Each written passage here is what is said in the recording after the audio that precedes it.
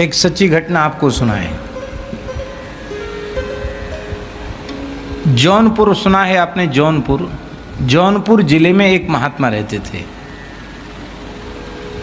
हमारे परम श्रद्धेय श्री रामायण जी महाराज भी जौनपुर जिले के ही थे। जौनपुर जिले में एक महात्मा रहते थे, बहुत अच्छे संत थे। बहुत लंबे समय तक तीव्र गति से उन्होंने भजन साधन किया, लेकिन उनको भगवत साक्षात्कार नहीं हुआ, तो वे बड़े निराश और हताश हो गए। हनुमान जी का मंदिर था, छोटा सा खेत था, तो एक कोई सिद्ध पुरुष विचरते विचरते वहाँ आए, तो उनसे उन्होंने पूछा कि मैं बचपन का साधु हूँ और जितनी भी संयम सदाचार की सावधानियाँ हैं वो सब हमने रखी, भजन साधन भी किया, लेकिन हमको अनुभूति क्यों नहीं हो रही?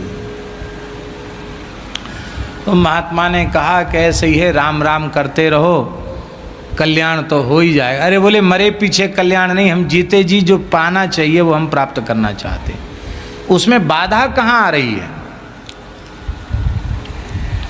तो महात्मा बोले, बाधा यही आ रही है कि तुम अपने परिश्रम की कमाई खाकर भजन नहीं कर रहे हो। जो भगत जगतों का अन्न चून आ रहा है, इसको खा कर के जो भजन कर रहे हो, तो भजन तो सब उनमें चला जा रहा है। अब अपने परिश्रम से, अपने परिश्रम की कमाई खा कर के तब भजन करो, जल्दी काम बनेगा। और सिद्ध पुरुष कह के चले गए।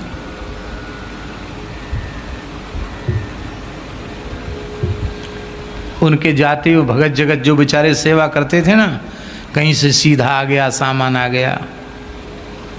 महात्मा ने सबको हाथ जोड़ लिए, बोले हनुमान जी तो सबके हैं, दर्शन के लिए किसी को मनाही नहीं है, लेकिन किसी से न तो एक सूत का धागा चाहिए, न एक पैसा चाहिए, न अन्न का एक कण चाहिए। बोले बाबा जी फिर कैसे होगा? बोले अब जैसे होगा तैसे होगा। तो मंदिर में ही थोड़ी ज़मीन थी, उसी को कुदाल से खोद खोद करके कुछ बो लेते थे, उसी को काट लेते थे, उसी को खा कर के उन्होंने भजन किया। बहुत कम अन्न बचता था उनके लिए, तो कोई संत आ जाते थे तो उसी में से थोड़ा सा देते थे। बोले ज़्यादा चाहिए तो गांव से भिक्षा मांग लो और बनाओ खाओ, हम कुछ को खाना भी नहीं, पर हम तो इतना ही दे सकते क्यों, हमारे पास है ही इतना, हम ज़्यादा दे नहीं सकते। इस तरह से उन्होंने अपने परिश्रम की कमाई करके भजन करना आरंभ किया। तो कहते थोड़े ही दिनों में उन्हें भगवत साक्षात्कार। ये मधुकरी मांग के खाना भी ये मुफ्त का सौदा नहीं है।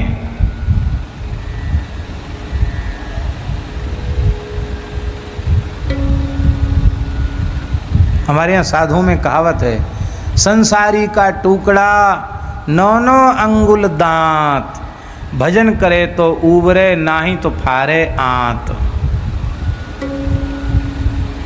बहुत तीव्र भजन की आवश्यकता है, इसीलिए संतों में कैंकर्य की परंपरा है। स्थानों में रहकर गैया का गोबर उठाना, झाड़ू लगाना, टोकना मांजना और साधन करना, ये सब करने से, श्रम करने से जो अन्न का दोष है उसकी निवृत्ति हो जाती है। इसलिए हमारे यहाँ संतों में कैंकर्य की प्रधानता है, सेवा की प्रधानता है। जो स्थान में रहते हैं उन्हें तो स्थान में रहकर सेवा करनी ही चाहिए। जो स्थान में नहीं रहते हैं उन्हें भी किसी भी पशु पक्षी कीट पतंग वृक्ष जो सामने पड़े उसकी सेवा करनी चाहिए। और यहाँ हमने देखा है, यहाँ सरोवर पर कुछ संत रहते हैं, एक बाबा यहाँ रहते हैं, बहुत ध्यान रखते सरोवर का। कोई जूता चप्पल पहन के नीचे नहीं जा सकता, सफाई भी रखते हैं। ये स्वभाव में होना चाहिए, जहाँ हम रहें वहाँ सेवा करके रहें, ये हमारे स्वभाव में होना चाहिए। तो ये अच्छी व्यवस्था इसलिए नहीं थी क्योंकि इसमें पुरुषार्थ नहीं था, ये तो बस मुफ्त खोरी थी। नदियाँ जो है अपने आप सब कामनाओं को पूरा कर देती थी। और कौन सा गुण था? अब देखो ये भक्तों के गुण हैं, ये गुण यदि आप में हैं तो आप भगवान के भक्त हैं, ये गुण आप में नहीं है तो आप भगवान के भक्त नहीं हैं। आप साधु सेवा में आपकी रुचि है तो आप भगवान के भक्त कहलाने के योग्य हैं। ब्रह्मण्यः शील संपन्नः सत्यसंधो जितेन्द्रियः आत्मवत् सर्वभूते सर्वभूतानां एकः प्रियसुहृत्तमः। ब्रह्मण्यः, ब्राह्मणों के भक्त हैं प्रहलाद जी। हरि भक्त की पहचान है।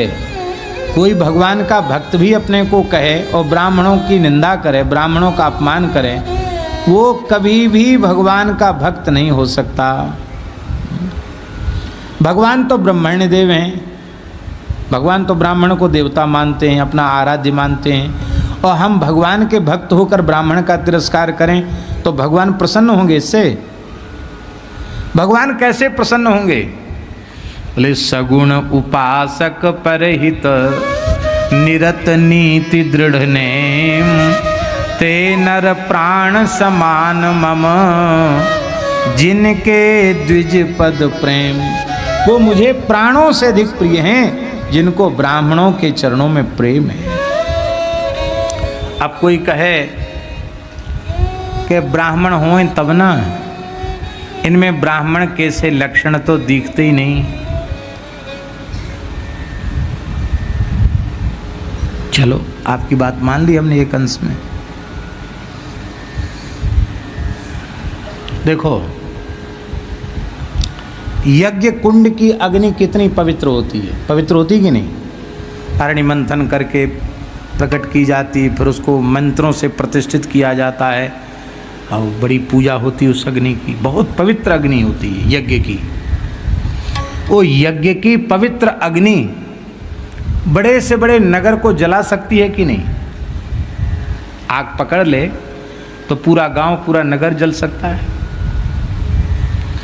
अच्छा चलो, चिता की अग्नि अपवित्र होती है, यज्ञ की अग्नि पवित्र होती है, वो भी जला सकती है। चिता की अग्नि अपवित्र होती है, क्या वह अपवित्र अग्नि भी फूस छप्पर पर पड़ जाए तो बड़े से बड़े नगर गांव को जला सकती है कि नहीं? जो ब्राह्मणोचित लक्षणों से युक्त है वो तो यज्ञाग्नि के समान ब्राह्मण है। जिसमें ब्राह्मणोचित लक्षण नहीं है, जाति से ब्राह्मण है, वो भी अग्नि है, भले ही अपवित्र चिता की अग्नि के समान हो, पर डरना उससे भी चाहिए क्योंकि जलाने में समर्थ वह भी है। इसलिए ब्राह्मण मात्र का तिरस्कार नहीं करना चाहिए। ब्राह्मण अपने धर्म कर्म सदाचार से च्युत है तो उसका परिणाम उसको भोगना पड़ेगा, उसके ठेकेदार तुम नहीं हो। तुम ब्राह्मण मानकर यदि उसका आदर सत्कार करते हो तो उसका लाभ तुमको मिल जाएगा। पर ये इसलिए नहीं कहा जा रहा कि ब्राह्मण सोचें कि तो हम ब्राह्मण हो गए, पंडित जी हो गए और अब क्या है, अब तो हम चाहे जो करें, जो नहीं खाना चाहिए वो खाएं, जो नहीं पीना चाहिए वो पिएं, जो नहीं करना चाहिए वो हम करें, हम तो ब्राह्मण हो गए। जो कुछ कर रहे हो ना ब्राह्मण होकर ऊटपटांग, ये सब नरकों में जाकर भोगना पड़ेगा। ये ब्राह्मण होने से इस पाप के परिणाम को भोगने से बच नहीं पाओगे, ये भोगना पड़ेगा। पर तुमको भी ब्राह्मण मानकर जो पूजा करेगा, श्रद्धा करेगा, उसे ब्राह्मण भक्ति का पुण्य मिल जाएगा। इसलिए ब्राह्मण कैसा भी क्यों ना हो, ब्राह्मण की निंदा मत करो, ब्राह्मण का तिरस्कार मत करो, ब्राह्मण का अपमान मत करो। प्रहलाद जी ब्राह्मणों के बड़े भक्त थे, शील संपन्ना, शील गुण से युक्त थे, सत्यसंध थे। सत्यसंध का अर्थ है कि वो सत्य प्रतिज्ञ थे, जो एक बार कह देते थे उससे फिर टलते नहीं थे, जितेंद्रिय थे।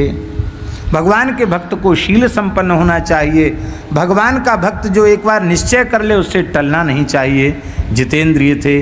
आत्मवत् सर्वभूतानाम एकः प्रिय सुहृत्तमः, वो संपूर्ण प्राणियों में अपने आत्मा का ही दर्शन करते थे। सभी प्राणियों के प्रिय सुहृद और हितैषी थे, क्योंकि सब में भी अपने आत्मा का दर्शन करते थे। दासवत् सन्नतार यंघ्रित पितृवत दीनवत् सलाह भ्रातृवत् सदसे स्निग्धो गुरुशीश्वर भावना विद्यार्थ रूप जन्माढ्यो मानस्तंभ विवर्जिता। ये सब भक्तों के लक्षण हैं। प्रहलाद जी के कैसे विशेष लक्षण थे? कहते हैं वो दास की तरह, सेवक की तरह, माता पिता संत ब्राह्मण गुरुजन इनके चरणों में दास की तरह उपस्थित होते थे। इतनी दीनता के साथ उनके सामने अपने आप को प्रस्तुत करते थे। और जो दीन दुखी होते थे उन गरीबों पर पिता के समान स्नेह करते थे, बराबरी वालों के साथ भाई के समान प्रेम करते थे। और गुरु शीश्वर भावना, गुरुजनों में भगवत भाव रखते थे कि ये साक्षात भगवान का ही स्वरूप हैं। उनको विद्या प्राप्त थी, धन प्राप्त था, सौंदर्य प्राप्त था, बहुत सुंदर थे प्रहलाद जी, और कुलीनता भी प्राप्त थी। इतना सब होने के बाद भी इसका अभिमान उनको नहीं था, क्योंकि भगवान का भक्त जातिर्विद्या महत्वंच रूप यौवन में च, पांचों प्रकार के अहंकारों से शून्य होता है। ये पांचों चीजें थी प्रहलाद जी के पास, पर इनका अहंकार इनको छू तक नहीं गया था। दुखे नोद्विग्न चित्ते सुविष्णे सुनिस्पृहा। और कैसे थे, बड़े से बड़े दुखों में वो घबराते नहीं थे। लोक परलोक के विषयों को उन्होंने देखा सुना बहुत था, पर उसके ओर उनका कोई आकर्षण नहीं था। वो लोक परलोक के सभी भोगों को असत्य और सारहीन समझते थे। किसी वस्तु को पाने की ललक प्रहलाद जी के मन में नहीं थी। इंद्रिय प्राण शरीर मन सब उनके वश में थे। उनके चित्त में प्रशांत कामो रहिता सुरो सुरा, उनके चित्त में कभी कोई कामना उत्पन्न ही नहीं होती थी।